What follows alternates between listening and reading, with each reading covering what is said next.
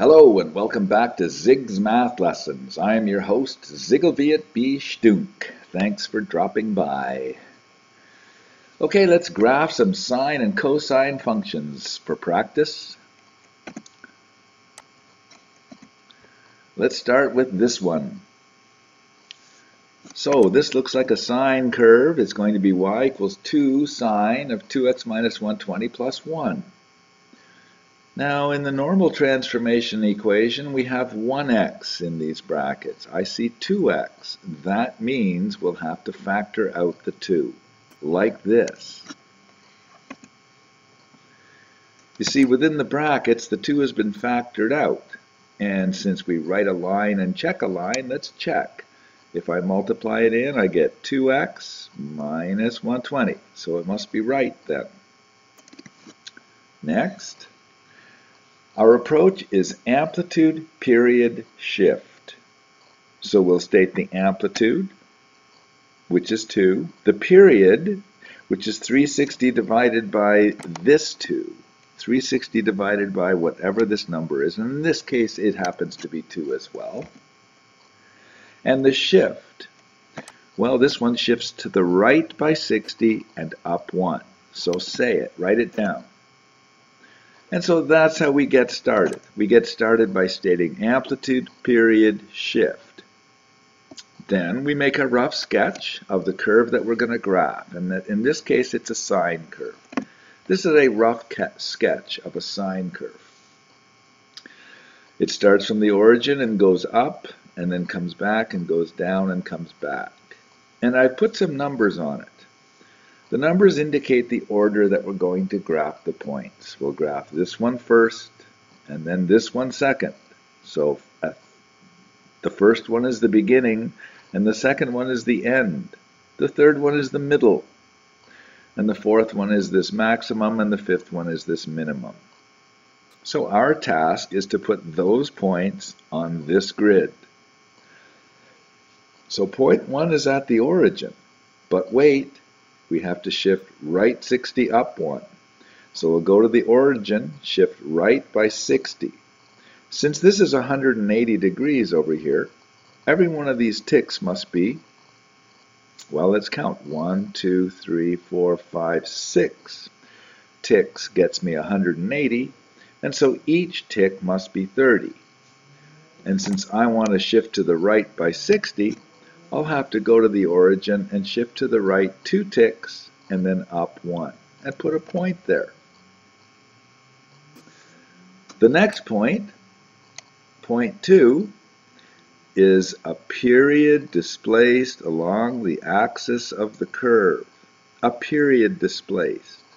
So my eyes come down here and they say a period is 180. So from this point, we displace 180 degrees to the right. And right there, we'll put a point right there. Because this is just 2 over from here. This must be 2 over from the 180. And right there, we'll put a point. Now we've graphed point 2. Point 3 is right in the middle between 1 and 2. So it's very easy. There's point 1, there's point 2. Point 3 must be right there in the middle.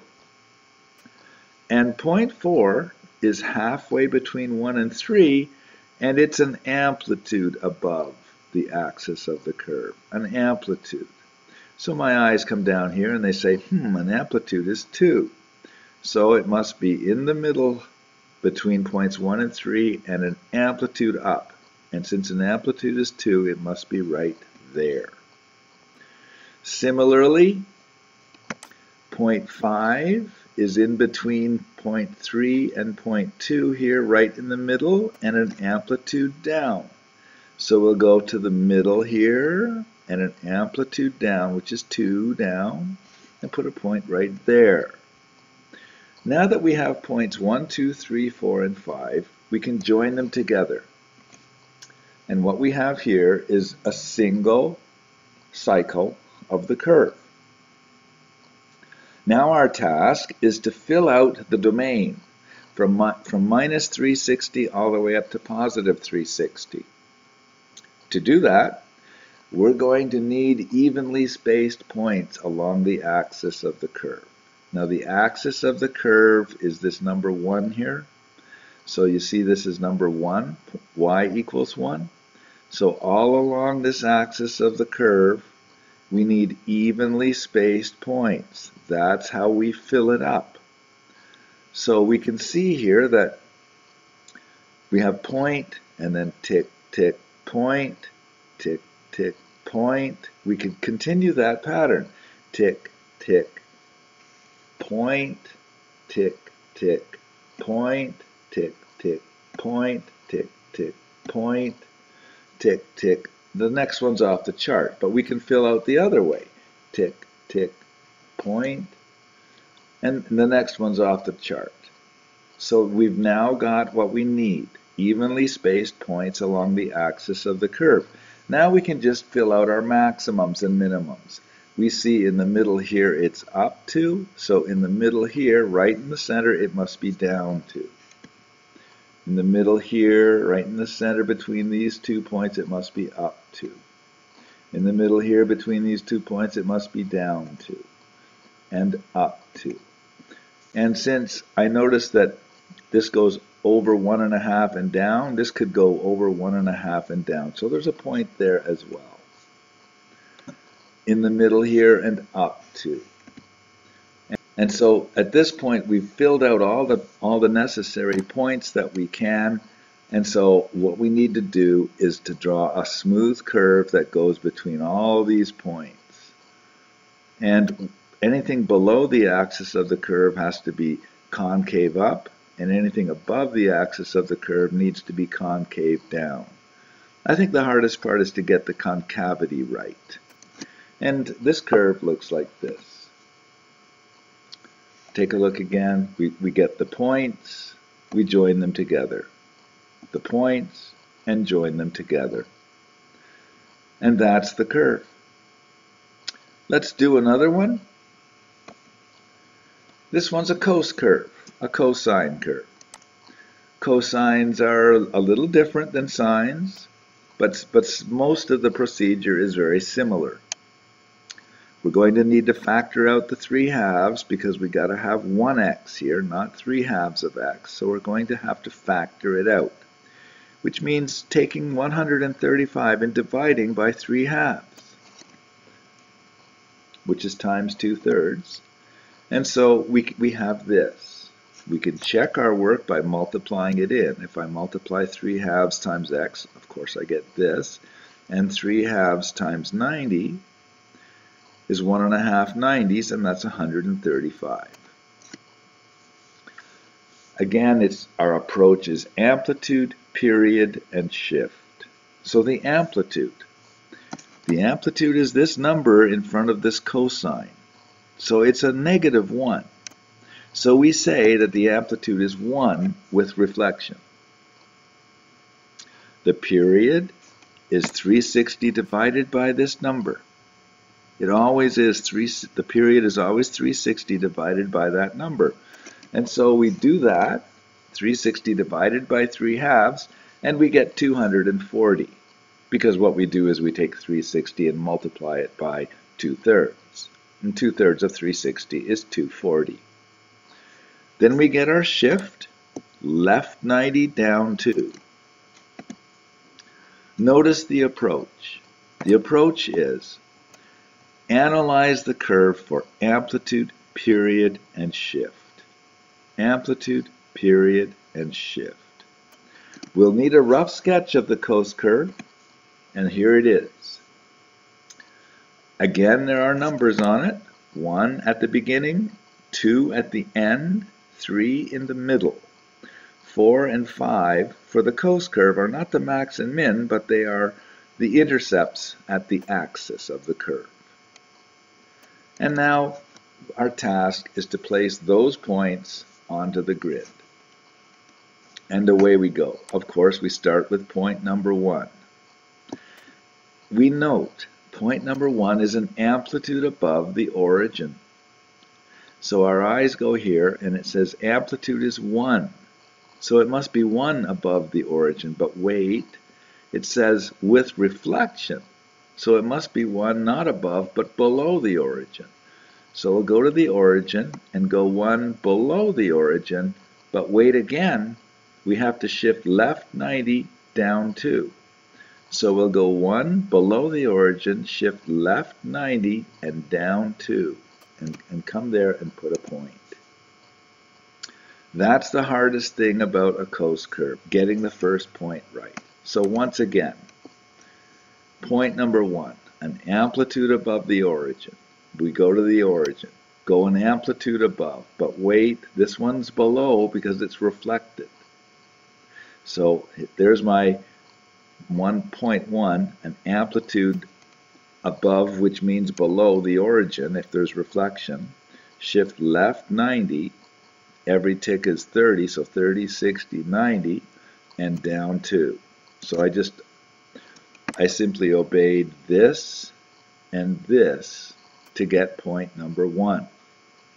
Once I have that, point number 2 is a period displaced to the right.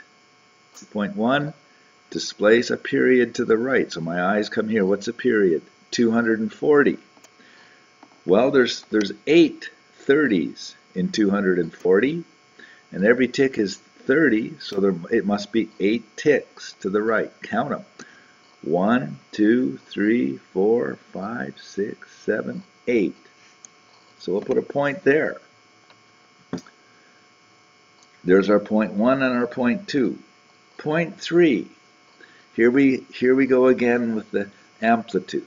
If we note, point 3 is in the middle of 1 and 2, right in the middle here, but it is 1, 2 amplitudes down. Let's count these. One amplitude takes me to the axis, and another amplitude takes me to the minimum. So 2 amplitudes down. So we'll go to the middle, which is right here, 2 amplitudes. But wait, amplitudes, these ones are reflected. So these amplitudes are going up. 2 of them. So we'll go up 2 from the middle here. Go to the middle, and then we'll go up 2. And that's where the point ends up. Next, we need point 4.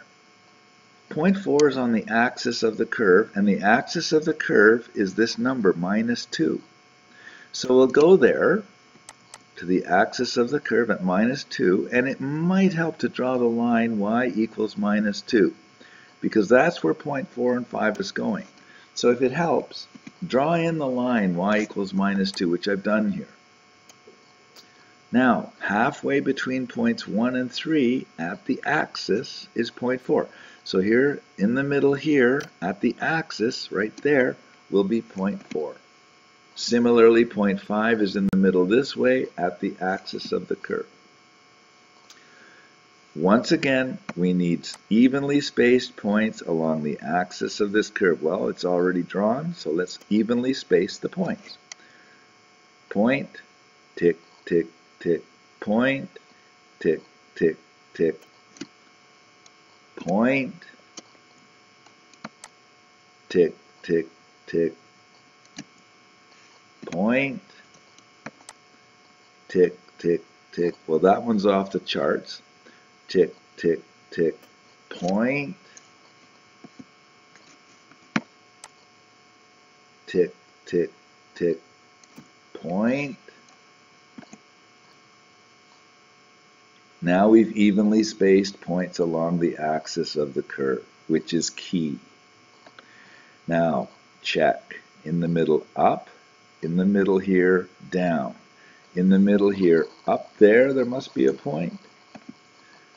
And we note that if we come here and go 2 to the left, we go 1 down. So here we can go 2 to the left and 1 down, and put a point there. In the middle, up. In the middle here, down. So in the middle here, it must be up there. Now, we have to draw a sinusoidal curve to join the points together with the proper concavity, and it will look like this. So this is the groundwork, all the preliminary points, and this is the result. I'm Zigglevia. Thanks for watching. If you like the video, leave a like, and if you like the content, please subscribe. Check back daily for updates and new videos, and I'll see you soon.